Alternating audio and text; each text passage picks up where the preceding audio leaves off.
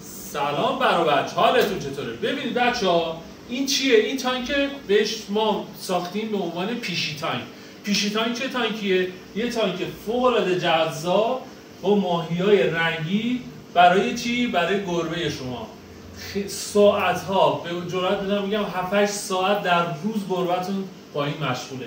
یه تونل داره اینجا که گربه میره داخلش و میتونه با ماهی‌ها سرگرم بشه و مشغول بشه و بازی کنه و ساعت‌ها وقت بگذرونه.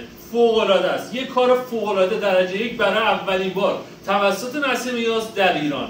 یعنی بگیرید حالش رو ببرید. سیستم تصفیه‌اش رو میتونید بر مبنای بودجه‌تون خیلی پیچیده و حرفه‌ای بذارید، میتونید ساده‌تر هم بذارید. سیستم تصفیه‌ای که روی ما گذاشتیم فعلا یک گپ داخلیه، چون دو طرفه من توصیه می‌کنم سیستم تصفیه فیلتر سطحی بذارید که تصفیه آبو به همین قشنگی انجام بده. ما تعویض آب به موقع داریم. 2 تا نور میتونید بذارید بالاش، در داره که گربه نتونه بره داخلش و از اون طرف هم یه تونل، یه پله هم که داره. اینورم جای خواب راستی.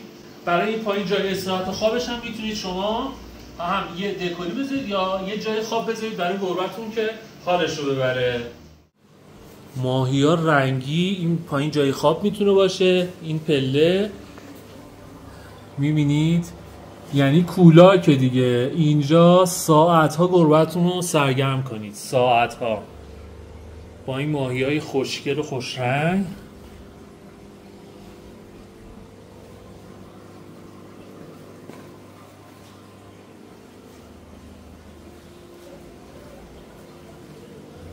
فوق‌العاده است. پیشی تانک نسیم یاس رو از دست ندید که برای اولین بار تو ایران با این کیفیت ساخته شده.